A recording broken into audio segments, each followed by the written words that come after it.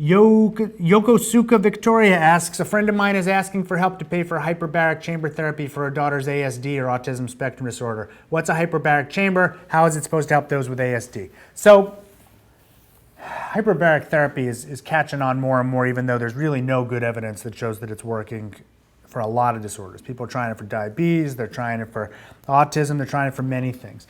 The idea is you put people in chambers where they're getting extra oxygen and sort of a higher pressure. Hyperbaric chambers are like, what they put people in when they get the bends. It changes the pressure, it changes the amount of oxygen in the air. And there are some people that think that it can have effect on brain, how that's all happening because you think of the bends and everything else. And so there are some people who are postulating that doing it might help tissue regeneration, which it does sometimes with really bad burns, or it might help with somehow brain regeneration or something like that in fixing autism. There's no good evidence that this is the case. Having said this, look, I'm all for research. So if you want to enter a study where they're trying to use a hyperbaric chamber to improve autism or to try to affect it, that's fine. We need to learn. But having it sold to you with great expense where people need to raise money for something that's completely unproven, no, that's not a good idea. So if you're asking me what I think about it, I think, taking people's money, which evidently this person is doing, especially because we're trying to raise money from others, to help pay for a therapy that is completely unproven, especially when you're selling people false hope, that can be very problematic. And in this case, the studies have shown no good conclusive evidence that this is helping or working. So I encourage it in terms of research, but research doesn't ask people for money. And so obviously this is an instance where someone is being sold something that they're telling it's expensive and there's no conclusive benefit. Probably wouldn't be for that. Next question.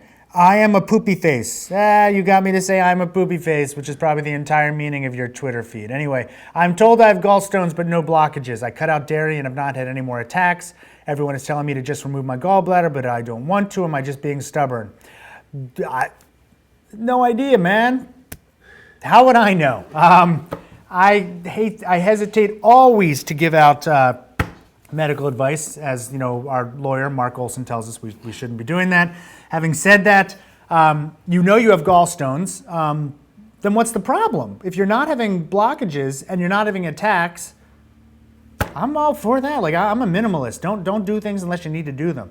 If your gallstones are causing severe problems and they're blockages and they're constantly coming back and your doctors at that point are telling you that this is the way to solve that problem, then weigh the risks and the benefits. But at this moment, you don't seem to be having any risks or any problems or any harm. So no, I think that what you're doing sounds completely reasonable. I don't think you're necessarily being stubborn. That doesn't mean you aren't stubborn. The Draconifers asks, when should young women, late teens to early 20s, start seeing a gynecologist? What are your recommendations for finding one while away from home or in college? So there are reasons you absolutely should go see a gynecologist. If you're engaging in any kind of sexual activity, you should be seeing a gynecologist. If you're considering birth control, you probably should see a gynecologist. That is lots of women way before their late teens. They should see a gynecologist. Or at least they should be getting annual exams, not necessarily Pap smears, but annual exams to think about STDs or sexually transmitted infections or things like that. Later, all women should be seeing gynecologists because there's issues that have to do with their reproductive system, which their gynecologists specialize in, that primary care docs sometimes don't investigate fully. And a lot of primary care docs necessarily aren't going to do like yearly gynecologic exams, and that's why I go to a gynecologist. So what are the reasons? If you're sexually active, if you are on birth control, or if you think you have any issues. Having said that, how do you find one while away from home or in college? I'd imagine, especially in college, that there will be lots of referrals, or even, I bet, your student health does gynecologic exams and birth control and things like that. If not, the same way that people always find doctors, ask your friends for recommendations. I imagine many of them are seeing gynecologists. They're just as good at giving recommendations as anyone else. Word of mouth is often a great way to find a good doctor. Next question is Terry for Prez. Are kidney stones hereditary? Both my mother and father have them, as well as several of my grandparents and aunts and uncles. Should I be concerned? Okay, though I think the fact that your mother and father and all your grandparents and aunts and uncles have them answers your question for you. There are likely familial factors for kidney stones. Should you be concerned? I don't know. It's like one of those things where it's like, it depends what your level of concern is. I have ulcerative colitis. My brother has Crohn's disease. My mother has ulcerative. Am I concerned about it? No. It's part of my daily life. I'm not concerned, but I do the things that I'm supposed to do to take care of myself. If you have kidney stones, you should be aware of it. You should be doing what you're supposed to do that your doctors tell you to try to prevent them or take care of them. But I don't like the idea that people should be actively concerned about things that are sort of out of their control. It doesn't help. It's not necessarily good. If you're not having any problems, if you're living your life, if you're totally fine, then the knowledge is not of means or good to you at the moment. So no, I would say not be concerned. But you should talk to your doctor about the things that you should be aware of or the risk factors that you could help minimize for the rest of your life. And you should try and think about doing those things. But that doesn't mean that you should be worried. And that's how I'm translating your question. Next question is Tyler Clark. What does the research say about long-term or repeated use of antibiotics as a treatment for UTI? Awesome question. If you go and look up this research, you will see that actually most of the new recommendations from the AAP and the technical reports were done by my colleagues here at Indiana University School of Medicine in my group, my old group, Children's Health Services Research, and a lot of my current colleagues and people that both have mentored me and people that I mentor. And the answer is there's no good evidence to show that the long-term or repeated uses of antibiotics as treatment for UTI is a good idea. Antibiotics, long-term prophylactic antibiotics, we'd like to call them, prevent urinary tract infection in children, have not been shown to do much good at all. In fact, pretty much none. And since they all carry a risk, it's a good question of why we should be doing it. But having said that, that is an area of huge controversy in the pediatric world, the urologic world, and many other areas, because it's what we've done for a long period of time. And changing physician behavior, as we've talked about in previous episodes of Healthcare Triage and Healthcare Triage News, is very hard. Getting doctors to stop doing stuff was a specific topic, I believe, of Healthcare Triage News. We talked about how hard this is. This is a perfect example. Trying to change physician behavior to stop using this kind of therapy, very difficult. But the research shows it's probably the right thing to do. Bradley Cook. I'm a cyclist with a 10-month-old. I've taken her around our hood in a I have taken her around our hood in a tow-behind bike trailer, but it's not much of a workout. Is it safe to ride on the roads with her as I usually do solo? So this is one of those areas where, I think the research would probably say that, if you're careful, the risk is pretty small. Having said that, I'll be quite honest, these things scare the crap out of me because they're always sort of lagging behind you, and I have seen people who make split-second calculations. They know where they are on the bike, but sometimes they lose track of where the child is, and so they're like, well, I can make it across the street before this car is going to get down the road. But I think they forget that, a half second later, their kid is still out there. So you got to be super careful. Having said that, I'm willing to bet that the research shows that in people who are doing the right thing, they're pretty safe. And I know that we're talking about, when you do comparative risks and everything else, it's probably incredibly low risk. It's probably very safe. And so it's probably fine. But your question is actually, is it safe to ride on the roads as I usually do solo? If you're asking if it's okay to put the kid on your bike, no. The tow behind the bike trailer is probably the better way to go. Next question is Darius Corvo. Thoughts on fecal transplants and engineering the microbiome? Yeah, we're talking about eating other people's crap, right? I'm joking. Having said that, this is all in the preliminary stages. I'm fine with it again for research. Am I fine with it? Let's wheel it out and start messing with it? No. We just don't have conclusive evidence yet. This is one of those new wavy things, or it feels like one of those new agey, new wavy things at this point. When there's good conclusive trials, we'll do healthcare triage on it, and I will tell you what the research says. We're really just not there yet. This is really preliminary stuff. You should not be doing stuff that's always in the preliminary stages that's being tested mostly on animals. William A. Smith asks, my opinion on law enforcement versus education when it comes to changing people's behavior. For example, making it illegal for people to ride their bike helmetless or telling them about the pros of helmets. Great question. And I thought it was going in a completely different direction. So I think we need both. You need carrots and sticks. That's how you change behavior. If you have kids, that's what everybody does. You want some positive reinforcement. Sometimes you need some negative reinforcement. Making it illegal for people to ride without their bike helmets probably gets a higher percentage of people on the road to wear bike helmets, but it probably also gets some people not to ride bikes. And that has a negative consequence, because if they decide to drive, driving is much more unsafe. If they decide to do other things like roller skate or use a skateboard when they don't have a helmet mandatory, then that could mean that they're acting more unsafe. And in fact, there's some evidence to show that some of the improvements in safety from wearing the bike helmets might be because people ride more awarely when they're riding with the helmet, less than the helmet is actually protecting their head. On the other hand, trying to talk more about the pros might mean that people are thinking about it, and people might adopt it. So I think probably you need both. It's probably not an either or, it's probably an and. I say a lot of that actually in medicine, where it's like this is not an or situation, it's an and situation. We probably need both. HCTmerch.com, this could be yours, as could that. Anyway, next question. Alessandro Sisti asks, some people with chronic fatigue or pain think they have a form of Lyme disease. What does the research say on whether chronic Lyme disease is even a thing? Is chronic Lyme disease a myth? I don't think it's a myth. That would be news to me, because I believe chronic Lyme disease does exist and have negative consequences. It's pretty rare. And I have seen some stories on people who, like many other disorders, they take what some people have, gluten, and then they stretch it out to say that everybody's got it, or that they've now got it, even though they've never had the problem to begin with and never been diagnosed by a doctor. And so there are some people that are saying, oh, it's Lyme disease, even though they've never been diagnosed with Lyme disease. That's a little squirrely. But I don't know that chronic Lyme disease is a myth. I'm going to go look that up after this. If it turns out I'm wrong, I will admit it and own it, but I'd be surprised. Alkene777, what are the actual risks involved with unassisted home birth? We were just talking about this. I don't have a natural birth-friendly hospital, 95% intervention rate, 35% C-section rate, and live in a midwife-unfriendly state. So, it is totally possible to have an unassisted home birth that goes incredibly well, but, your risks are higher. They are still small, but they exist. Whenever anyone talks about natural childbirth or the way that things used to be in the olden days, well, in the olden days, infant mortality and maternal mortality were pretty high.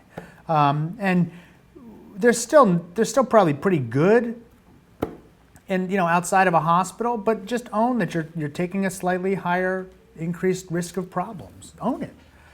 If having a natural childbirth is important enough to you that you think that the benefits outweigh the pretty low risks, that's fine. I think a lot of people, however, are very risk averse when it comes to their babies, and they want to minimize all the potential risks as much as possible, which means doing it in a hospital. So that is what they do. Having said that, you're not guaranteed to avoid a C-section by trying to have an unassisted home birth. I mean, there's a reason C-section exists, a decent number, greater than 0 of natural births turn into C-section birth. That's one of the ways we avoid incredibly high maternal mortality rate and infant mortality rate. I think we're likely doing probably too many C-sections, no one's arguing there, but that doesn't mean that you don't sometimes need it. And sometimes births don't turn out well. I have seen, in fact, if you go to my blog, you read the post that I'm probably most proud of, I actually talk about a childbirth at home that went terribly wrong. It's an anecdote, but they do happen, and births in the hospital go wrong too. But it is a greater risk than 0 for doing an unassisted home birth. So weigh the benefits, weigh the risks, make a decision for yourself. But it would be wrong for someone to tell you that it's a huge risk. It would also be wrong for someone to tell you it's no risk. It is in between. Next question, Andrea Lake. Can you explain modern electroconvulsive therapy in regards to treating major depression?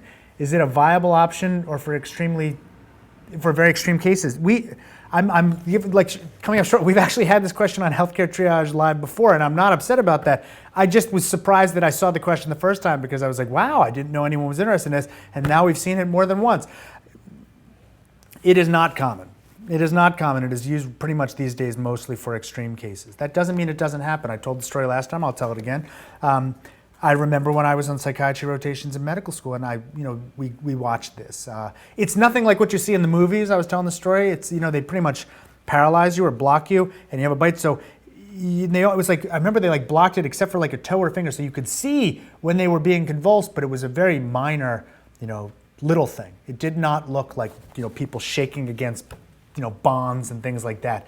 But I'm pretty sure these days it is only used for pretty extreme or refractive cases when other therapies don't work. But as always, talk to your doctor, major depression that extreme and you're finding relief. I am sure that this isn't some doctors that will use it. That it's the exception, not the rule. Should I be worried about taking a sleeping pill, which uses diphenhydramine, which is, basically Benadryl, every night? I've been doing so for over a year. I was wondering if this is my wife in disguise, but we've already had this discussion at home. So non-habit forming means that you won't really become addicted to it or sort of tolerant of it. When we talk about habit forming, we're talking about drugs that are addictive. We're like, you start to need them not only because of the relief that you're getting, but because if you don't use it, you actually have some sort of consequence. Benadryl is not thought to do this, or diphenhydramine is not thought to do this. Diphenhydramine is a pretty mild drug for helping with sleep.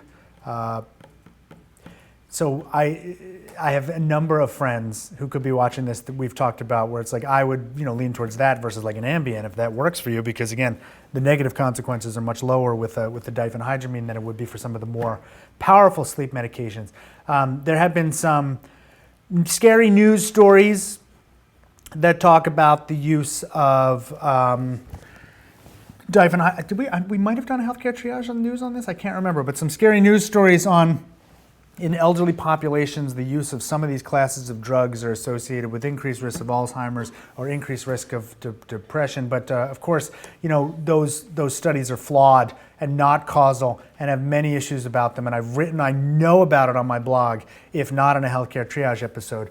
And so that the risks are being way oversold for the average person using this as a sleep aid. Having said that, I'm a minimalist. I will say that 1,000 times. If you don't need it, don't use it, because there are always negative consequences.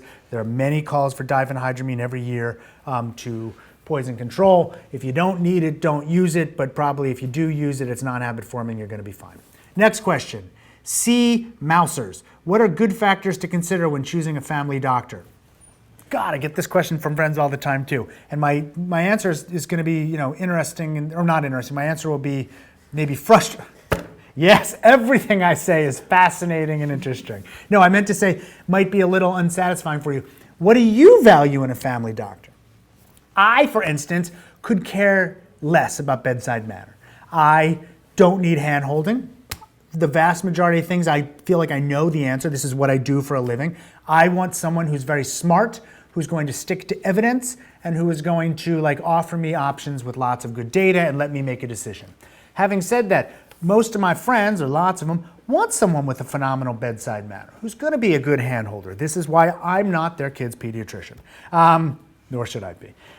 They want someone who's going to be their friend and who's going to talk to them and who's going to spend huge amounts of time with them. If that's what you want, you don't want my family doctor, you want a different doctor. My doctor is great for me. My doctor would probably not be great for all of you.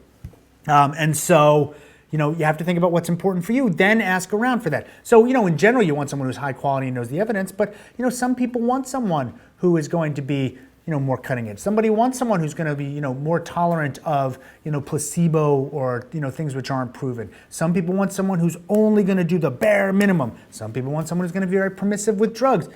You got to choose what's best for you. And so I don't have a good answer for that. All right, I think we're actually winding down on time, so I'm going to start doing a couple of these a little bit faster. Daniel R., I'm never going to stop eating French fries. Which topping is better for me, ketchup or mayonnaise? That's a great question. I don't know. I like ketchup much, much better. It's ketchup. I don't think, neither one is going to be great for you health-wise. They're both probably, one is more full of sugar, the other is more full of fat, but I'm not sure the ketchup is overloaded with sugar. I don't know. You shouldn't be using either one in total. They're condiments. They're not like food, so you shouldn't be using either one in tons of stuff. Random fangirl 12345. I'm trying to explain to someone that antiperspirant is not a carcinogen and refuse to believe me even though I pointed to scientific research. What can I show her to convince her? Probably nothing. If you're not, and this is one of those things, if you're not going to be swayed by evidence, then something else is there. And I'm not sure you're going to be able to convince her. She needs to be almost brought around on her own. But there is no evidence that antiperspirant is a carcinogen. But we've talked about, they're trying to combat myths with scientific fact for people that are entrenched can backfire. So I don't know. A better question is, why do you care so much? If somebody doesn't want to use antiperspirant and they're convinced it's a carcinogen, as long as they're not trying to convince you, let them live. You know, want to be right or do you want to be happy? Choose happy. Travis Powell, what is your view on bariatric surgery performed in adolescent patients? Is there data support this intervention? Is it ethical to do this to someone who's not in charge of their own diet? Well, adolescents can be in charge of their own diet. You know, let's own it. You know, they can be. Having said that, bariatric surgery should be a measure of last resort.